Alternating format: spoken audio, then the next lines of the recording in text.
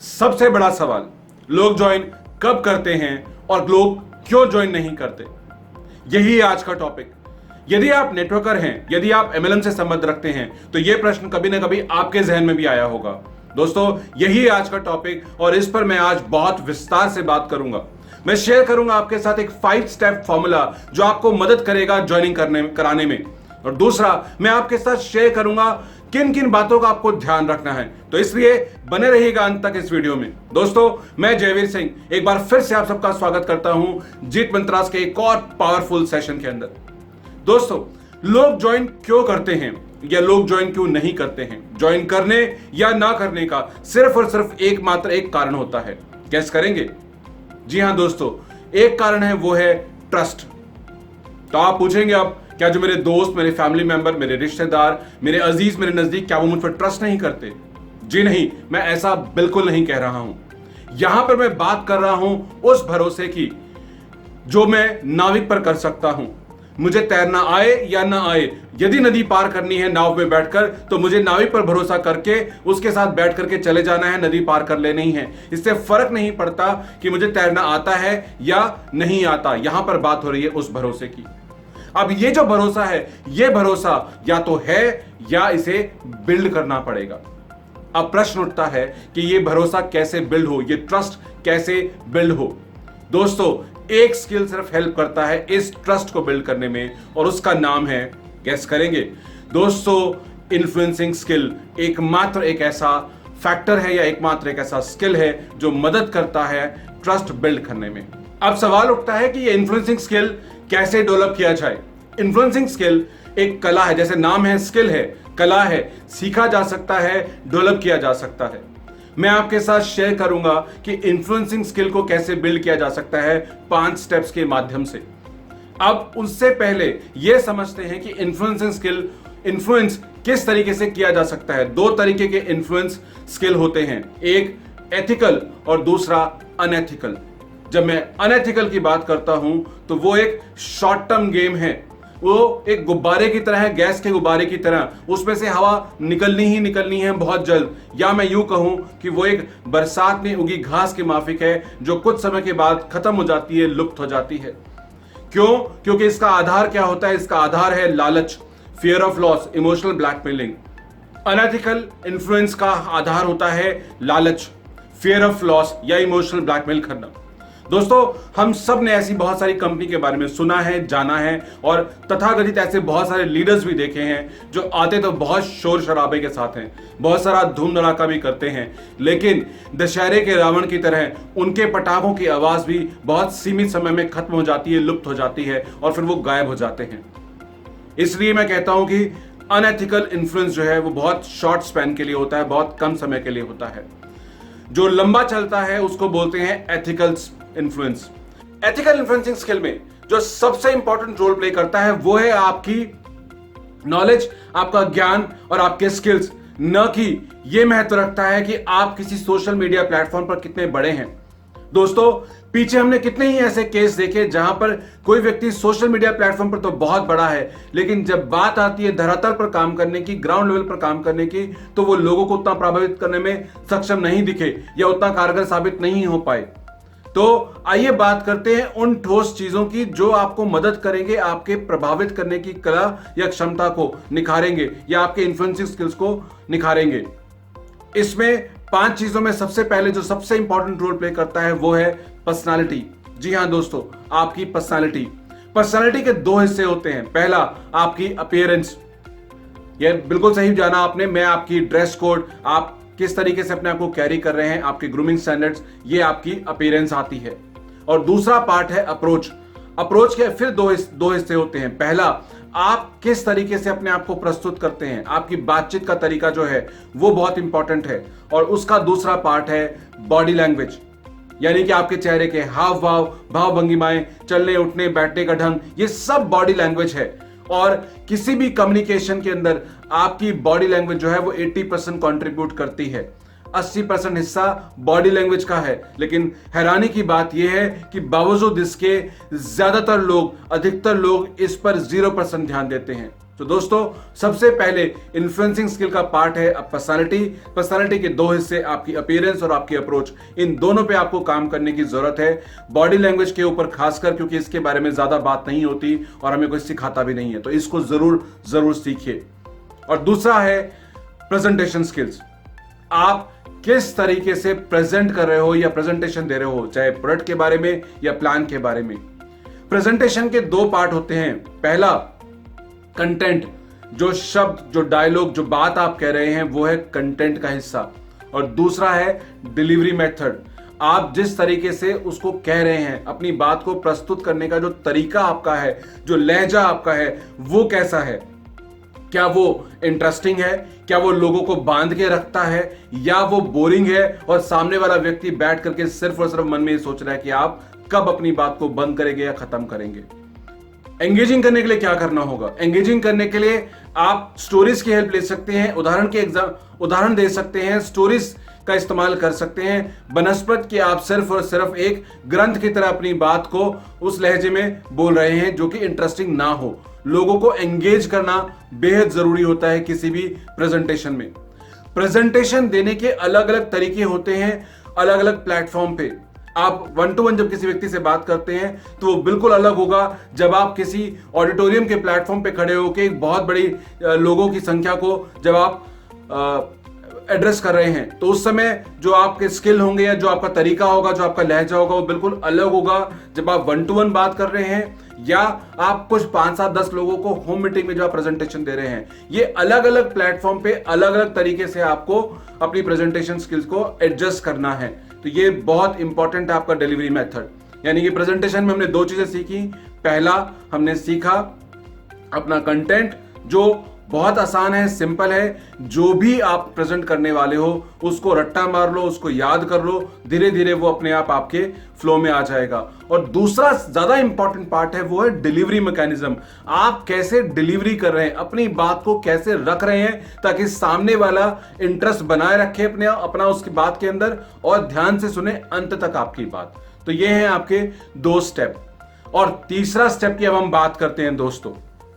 जी हां, तीसरा important part है लिसनिंग। बिल्कुल सही सुना आपने, लिसनिंग इन्फ्लुएंसिंग स्किल का बहुत महत्वपूर्ण पार्ट है और सबसे ज्यादा इग्नोर किया हुआ, यानी कि जिसपे सबसे कम लोग ध्यान देते हैं। अंग्रेजी में एक कहावत है, understand then expect to understood. यानी कि पहले आप सामने वाले को समझिए, फिर उम्मीद करिए कि सामने वाला आपको समझेगा। इससे मेरा मतलब यह है कि जब आप किसी व्यक्ति से बात करते हैं तो जैसे हम हमेशा सुनते हैं कि दो कान एक मुंह है, यानी कि सुनिए ज्यादा बोलिए कम, वो वहां लागू करना है। क्या आप सिर्फ बोलते हैं, अपनी बात कहते हैं, या सुनते भी हैं, या आप सिर्फ सुनते हैं या समझते भी हैं? तो ये बहुत इंपॉर्टेंट है कि आप समझने तक की बात पे पहुंचे। अपनी बात जरूर रखिए, पर उससे पहले सुनिए जरूर सामने वाले को, ताकि उसको सुनिए, उसको समझिए। गिलास खाली होगा तभी अपना कुछ कंटेंट उसमें आप डाल पाएंगे, अपनी बात को वहां पे रख पाएंगे, वो एब्जॉर्ब कर पाएगा। ये बहुत इंपॉर्टेंट पार्ट है। चौथा सबसे ज्यादा महत्वपूर्ण पार्ट है, चौथा, उसको मैं बोलता हूं moment of truth. Litmus test भी इसको मैं कहता हूं, यानी कि एक ऐसा समय जहां पे टेस्टिंग होती है आपकी, जाने अनजाने। जी हां, टेस्टिंग होती है। जैसे हम एसिड या बेस में लिटमस पेपर से चेक कर सकते हैं कि ये एसिड है या बेस है, उसी प्रकार से आप अपनी बात जो सच है वो सच है और जो नहीं है तो नहीं है। यानी कि जो है उसी को बोलिए, जो नहीं है उसको झूठ या बना शना करके मत बोलिए, वो आपके खिलाफ काम करेगा। ये एक ऐसा लम्हा होता है, या तो आपको विश्वास का पात्र बना देता है या आपका विश्वास वहां पे खत्म कर देता है सामने वाले का आपके ऊपर। तो ये बहुत जरूरी है कि आप इसको समझें। मैं आपको इसका एक खास उदाहरण देता हूं। अभी कुछ दिन पहले मुझे एक फोन आया, उन्होंने मुझे बोला सज्जन ने कि सर मेरे को इतना समय हो गया, मेरे पास टीम बहुत सारी है, मैंने 200 लोगों को प्लान दिखाया, 60 लोगों ने ज्वाइन किया, लेकिन मेरा सामान जो है ओवरऑल परचेजिंग नहीं होती है, जिसकी वजह से मेरा वॉल्यूम बिल्ड नहीं हो पा रहा है। तो जो पुराने लोग हैं जिनको मैंने पहले दिखाया था कुछ महीने पहले प्लान, आज जब मैं उनसे दोबारा अगर बात करूं तो वो मुझसे पूछेंगे कि मेरा तो चेक नहीं आया है। तो उन्होंने मुझसे पूछा कि मैं क्या बोलूं उनको। उनको भी वही जवाब था कि दोस्त, यही आपका मोमेंट ऑफ ट्रुथ होता है। बी ऑनेस्ट, आप ये देखिए कि आप ओवरऑल आपको लग रहा है कि आप सक्सेसफुल नहीं है, मेरी नजर में तो आप बहुत कामयाब हैं, आपसे गलती हुई है। कोई भी काम जब आप आदमी करता है उसको जब आप शुरू करते हो तो इनिशियल स्टेज पे गलती होना स्वाभाविक है। आप बहुत खुश होके और फुल प्राइड के साथ जाइए, उन व्यक्ति को बोलिए देखिए मैंने 200 लोगों को प्लान दिखाया, उसमें से 60 लोगों ने मेरे साथ ज्वाइन किया। क्या फैंटास्टिक ज्वाइनिंग रेशियो है आपकी, कमाल की ज्वाइनिंग रेशियो है आपकी। तो ऐसे बहुत अच्छे अच्छे लीडर्स की नहीं होती है। तो आपकी तो कामयाबी है इस बात के ऊपर, आप इसको बताइए। लेकिन हाँ, साथ ही साथ अगर वो आपसे पूछे कि आपकी कितनी आमदनी है तो बी ऑनेस्ट, आप बोलिए कि मुझसे कुछ गलती हुई, मैंने टीम तो बनाई लेकिन प्रोडक्ट पे ध्यान नहीं दिया। जबकि वास्तविक पैसा कहां से आएगा, प्रोडक्ट के ऊपर आएगा। तो इस तरीके से ये मोमेंट ऑफ ट्रुथ होते हैं जहां पे आपको हेजिटेट करने की जरूरत नहीं है, डरने की जरूरत नहीं है, झूठ बोलने की तो बिल्कुल भी जरूरत नहीं है। सो लिटमस टेस्ट को जरूर प्रैक्टिस जानिए और प्रैक्टिस करिए। और पांचवा सबसे महत्वपूर्ण चीज है दोस्तों, वो है रेपो। रेपो क्या होती है, आइए उसको डिटेल में समझते हैं। चलिए जानते हैं रेपो को। रेपो को हम 2 हिस्सों में जानेंगे। पहला, यानी कि ओवरऑल पब्लिकली आपकी क्या एक परसेप्शन है, आपके बारे में लोगों की क्या राय है, इसको उदाहरण के रूप में समझते हैं। कोई भी नेता का एग्जांपल ले लेते हैं, मोदी हो या राहुल हो, छोटा हो या बड़ा हो, सही या गलत, उसकी मैं बात ही नहीं कर रहा। मैं सिर्फ ये कह रहा हूं कि जैसे इन दोनों के बारे में हर व्यक्ति अपनी एक राय बना के बैठा हुआ है, कुछ ना कुछ उसके ओपिनियन होंगे उसके बारे में, तो वो उसकी रेपुटेशन है उसके मन में, यानी कि उस रिस्पेक्टिव नेता की उस एक आम आदमी के मन में क्या रेपुटेशन है, वो हो गया पहला हिस्सा। और दूसरी जो हम बात करते हैं, जो कि हमारे लिए ज्यादा इंपॉर्टेंट है, वो है आपका पर्सनल रेपो। किसी एक व्यक्ति के साथ 1 to 1 डायरेक्ट इन पर्सन मेरा आपके साथ क्या रेपो है। अगर मैं इन पर्सन ऑफलाइन आपसे मुलाकात करूं या आप किसी और से मिलें, तो आप दोनों के बीच में क्या रेपो है। रेपो जो है वो शुरुआत होती है एक कॉमन लिंक से। फॉर एग्जाम्पल, अगर हम कहीं बस, ट्रेन या एरोप्लेन या कहीं भी किसी जगह साथ जा रहे हैं, नंबर 1, या अगर हम किसी होटल में साथ खाना खा रहे हैं एक ही टेबल पे बैठ करके, वगैरह वगैरह, कोई भी कॉमन लिंक हो सकता है। या हम मान लीजिए बच्चे के स्कूल के अंदर फंक्शन में गए हुए हैं, 2 पेरेंट्स बैठे हुए हैं, तो दोनों का एक कॉमन लिंक है कि दोनों के बच्चे उस स्कूल में बैठे हुए हैं और दोनों वेट कर रहे हैं, तो वो एक कॉमन लिंक है। तो कोई भी रेपो की शुरुआत होती है कॉमन लिंक से। किसी एक प्लेटफॉर्म पे कॉमनैलिटी जो है वहां से शुरुआत होती है, वहां से बातचीत से जान पहचान से रिश्ता, रिश्ते से भरोसा। इस तरीके से ये कदम दर कदम आपका रेपो बिल्ड होता है। और जितना स्ट्रॉन्ग रेपो आपका बिल्ड होगा, यानी कि जितना सामने वाले के साथ रिश्ता घनिष्ठ होगा, उतना ट्रस्ट ज्यादा होगा। जितना ट्रस्ट ज्यादा होगा, उतना वो आपकी बात को ब्लाइंडली फॉलो करेगा। जितने ज्यादा लोगों के साथ आपकी रेपो बिल्ड होगी, उतने ज्यादा लोगों को आप अपने साथ बिजनेस में ला सकते हैं। तो दोस्तों, ये थी वो 5 चीजें जिनको आप सीख करके, प्रैक्टिस करके अपने व्यक्तित्व को ज्यादा प्रभावशाली बना सकते हैं। और जितना व्यक्तित्व आपका प्रभावशाली होगा, उतने ज्यादा लोगों को आप बिजनेस में ला सकते हैं, ज्वाइन करा सकते हैं। तो मैं यकीन करता हूं ये आपको मदद करेगा। इनमें से किसी भी टॉपिक पर, खासकर रेपो या प्रेजेंटेशन, इनमें से किसी भी अगर आपको लगता है कि आपको और डिटेल में इसके बारे में जानकारी चाहिए, तो आप कमेंट बॉक्स में जरूर लिख दीजिएगा। मैं अलग से एक डिटेल वीडियो इन टॉपिक पे बना सकता हूं और शेयर करूंगा। दोस्तों, ये बात बहुत जरूरी है कि हम समझें, ये बिजनेस जो है ये पर्सनल रेपो का बिजनेस है। बजाय इसके कि हम सोशल मीडिया पे अपने वीडियोस डालें और अपने आप को सो कॉल्ड एक ब्रांड बनाने में अपना टाइम खराब करें। नहीं दोस्तों, जितना बड़ा पर्सनल व्यक्तित्व होगा उतना इंपॉर्टेंट है।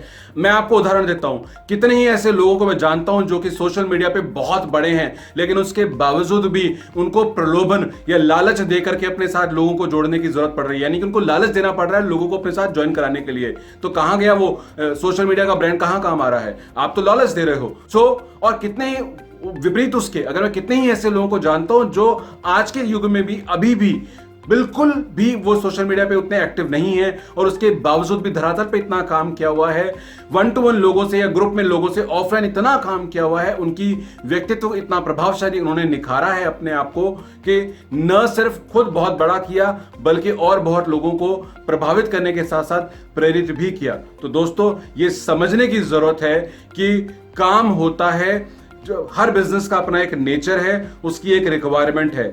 माना कि बदलाव, समय बदलता है, चीजें बदलती हैं और उसके साथ हमको बदलने की जरूरत है। दोस्तों, मैं बिल्कुल सहमत हूं कि समय के साथ साथ शब्द बदलते हैं, शब्दावली बदलती है, भाषा बदलती है, लेकिन आप मुझे बताइए कभी अक्षर बदलते हैं? तो इसी तरीके से हर बिजनेस की अपने कुछ बेसिक्स होते हैं, वो कभी नहीं बदलते।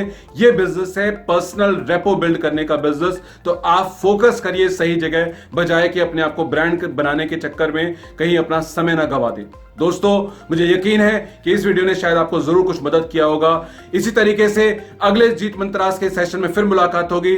तब तक के लिए धन्यवाद। दोस्तों, लाइक करना, सब्सक्राइब करना और शेयर करना मत भूलिएगा। और यदि कोई स्पेशल ऐसा टॉपिक है जिस पे आप चाहते हैं कि मैं वीडियो बनाऊं या आप जानकारी चाहते हैं, तो प्लीज कमेंट बॉक्स में लिखिएगा। मेरी कोशिश होती है कि मैं हर मैसेज को पर्सनली पढ़ूं और रिप्लाई भी करूं। समय ऊपर नीचे हो सकता है, बट मेरी कोशिश होती है कि मैं रिप्लाई जरूर करूं। दोस्तों, इसी के साथ धन्यवाद।